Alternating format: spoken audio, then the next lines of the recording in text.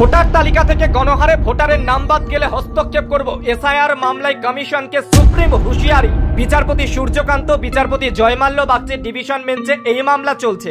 আর তখনই সুপ্রিম কোর্টের স্পষ্ট বক্তব্য, গণহারে ভোটারের নাম বাদ গেলে হস্তক্ষেপ করবে দেশের সর্বোচ্চ আদালত সুপ্রিম কোর্ট।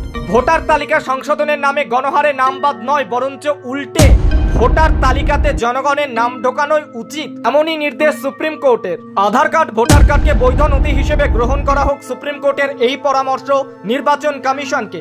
কিন্তু তাতে কমিশনের নিমরাজি মনোভাব দেখে মঙ্গলবার শুনানিতে দুই বিচারপতি সাফ জানিয়ে দেন, যদি এসআইআর এর নামে গণহারে ভোটার তালিকা থেকে নাম বাদ পড়ে জনগণের, তাহলে মোটেই হাত গুটিয়ে বসে থাকবে না দেশের সর্বোচ্চ আদালত সুপ্রিম কোর্ট, তখনই হস্তক্ষেপ করবে। স্পষ্ট বক্তব্য দেশের সর্বোচ্চ আদালতে। কমিশনের ভূমিকা নিয়ে মুখ্যমন্ত্রীর ঠিক কি বক্তব্য শোনা যাক। এই যে নির্বাচন কমিশনকে নিয়ে এসছেন, তার পায়ে আমি জবা ফুল দিয়ে বলছি আপনি ভালো থাকুন।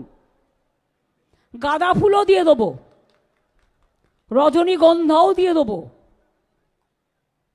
গন্ধরাজও দিয়ে দেবো, জুইও দিয়ে দেবো, চাপাও দিয়ে দেবো। আপনি গভর্নমেন্টের হয়ে এনআরসির খেলায় নেমেছেন। বলছেন একবার কারো বাড়ি যাবে, ঘুরে চলে আসবে, চারবার যাবে। চারবার তো সকাল দুপুর বিকেল সন্ধ্যেও যেতে পারে, নাও যেতে পারে, নিয়ে তার নামটা বাতিল। কত বড় সাহস! স্বাধীনতা আন্দোলনে ছিল না, জাগরণে ছিল না, গণতন্ত্রে ছিল না, শুধু একজন দেশের মন্ত্রীর, তিনি কোঅপারেশন ডিপার্টমেন্টের প্রিন্সিপাল সেক্রেটারি ছিলেন। তাই তিনি এসে ডাবল ইঞ্জিন সরকারের মতামত নিয়ে ভোটার লিস্ট থেকে নাম বাদ দেওয়ার চক্রান্ত করেছে মানুষকে, যাতে ওনার বন্ধু কলমে ডাবল ইঞ্জিন কার্ড খেলে তাদের জেতানো যায়। আমরা বলি শূন্য থেকে মহাশূন্যে যাবে, এ ভুল করতে যেও না। আমরা মাথা বুঝে সহ্য করি না, আমরা লড়তে জানি, লড়াই করে বাঁচতে জানি। নামবাদ ডাবল ইঞ্জিনের নেতারা বলছে 1.5 কোটি নামবাদ দিয়ে দাও, সব রোহিঙ্গা। আরে করতে গেল এত রোহিঙ্গা? এই ইতিহাস পড়েছে না ভূগোল পড়েছে?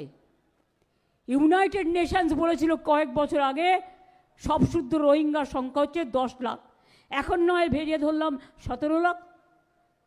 সে বলছে 1.5 কোটি লোকের বাদ দিয়ে দাও নাম, সব রোহিঙ্গা। আরে রোহিঙ্গা খায় না, মাথায় দেয় বাংলায়? আমি তো নিজেই জানি না, ওরা থাকে মায়ানমারে। আর ওদের 9 লক্ষ লোক এখনও আছে বাংলাদেশ ক্যাম্পে, যতদূর আমরা কাগজের মাধ্যমে জেনেছি। আর অন্য দেশের ব্যাপারে ইন্টারফেয়ার করার অধিকার বা চর্চা বা ক্ষমতা আমার নেই, আমি কখনো করিও না।